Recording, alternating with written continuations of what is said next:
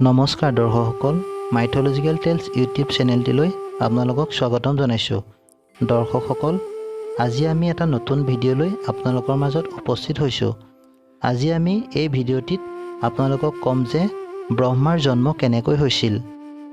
এই কথা জানিবলৈ আমাৰ ভিডিঅ'টি লাইক, শ্বেয়াৰ আৰু ছাবস্ক্ৰাইব কৰি দিব আৰু কাষতে থকা বেল আইকনটো দবাই দিব যাতে আমাৰ নতুন ভিডিঅ'ৰ ন'টিফিকেশ্যন পাই থাকে। আহকচোন দৰ্শকসকল, ভিডিঅ'টিৰ মাজলৈ যাওঁ। সৃষ্টি পাতনিৰ আগৰ কথা। সেই সময়ত এই বিশাল বিশ্ব ব্ৰহ্মাণ্ডৰ একো চিনচাপ নাছিল। এতিয়া দেখা পোৱা প্ৰাণীবোৰ, উদ্ভিদবোৰ, আকাশত থকা চন্দ্ৰ, সূৰ্য, গ্ৰহ, উপগ্ৰহ একো নাছিল তেতিয়া। আছিল মাথো ঘোৰ অন্ধকাৰ, আছিল মাথো বিশাল জলৰাশি। মাটি বুলিবলৈ ক'তো অকণো নাছিল। চাৰিওফালে আছিল কেৱল পানী, পানী আৰু পানী।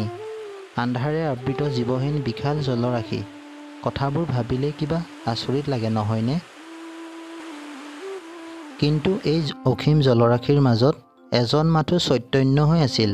সেইজন হ'ল অনাদি অনন্ত চৈতন্যময় পৰম পুৰুষ ভগৱন্ত। তেওঁ নিশ্চিন্ত মনেৰে শুই আছে বিশাল জলৰাশিৰ মাজত। সহস্ৰ ফণা মেলি থকা অনন্ত নাগৰ কোলাত শুই আছে তেওঁ। এইদৰে তেওঁ বহুদিন, বহুযুগ, বহুকাল শুই আছে।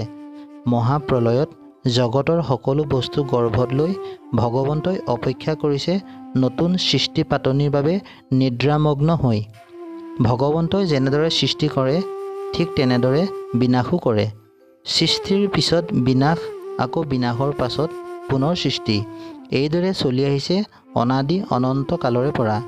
সেয়ে বহুকাল শুই থকাৰ পিছত ভগৱন্তৰ সৃষ্টি কৰিবৰ ইচ্ছা হ'ল। যেনে ইচ্ছা তেনে কাম। তেওঁ ইচ্ছামতেই নাভিৰ পৰা এপাহ পদুম ফুল ঠাৰিৰে সৈতে ওলাই পানীৰ ওপৰ পালে।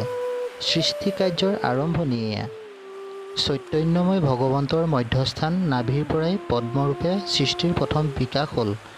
এই পদুম ফুলৰ ওপৰতেই ভগৱন্তৰ ইচ্ছাক্ৰমে জনম হ'ল সৃষ্টিকৰ্তা ব্ৰহ্মাৰ। সেয়ে ব্ৰহ্মাৰ অন্য নাম পদ্মযোনি।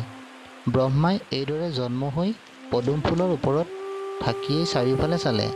তেওঁৰ দৃষ্টি চাৰিওফালে পৰিল। সেয়ে তেওঁ চতুৰ্মুখীয়া হ'ল আৰু তেওঁক চতুৰ্মুখীয়া ব্ৰহ্মা বোলা হয়। তেওঁ অসীম জলৰাশিৰ মাজত পদুম ফুলৰ ওপৰত বহি অকলে অকলে চিন্তা কৰিবলৈ ধৰিলে। এই বিশাল জলৰাশিৰ মাজত তেওঁ কেৱল অকলে আছে, লগত আৰু কোনো নাই। তেওঁক কোনে স্বজন কৰিলে? কিয় স্বজন কৰিলে? এই পদুম ফুলপাহ ক'ৰ পৰা আহিল? ইয়াৰ আদি ক'ত আছে? এইবিলাক কথা ব্ৰহ্মাই ভাবিবলৈ ধৰিলে।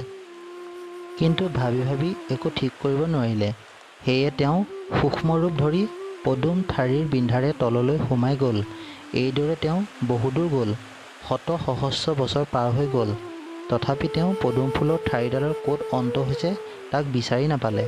শেষত বিবুদ্ধি হৈ ওলাই আহিল ব্ৰহ্মা। তেওঁ বৰ চিন্তাত পৰিল। এনেদৰে চিন্তা কৰি থাকোঁতে সেই মুহূৰ্তত পানীৰ মাজত টপ বুলি এটা বৰ ডাঙৰ শব্দ হ'ল। শব্দটো ব্ৰহ্মাই স্পষ্টভাৱে শুনিবলৈ পালে। তেওঁ বুজি পালে যে টপ শব্দটোৱে তেওঁক তপস্যা কৰিবলৈ ইংগিত দিছে। সেয়ে ব্ৰহ্মাই ইংগিত অনুসৰি তপস্যা আৰম্ভ কৰিলে।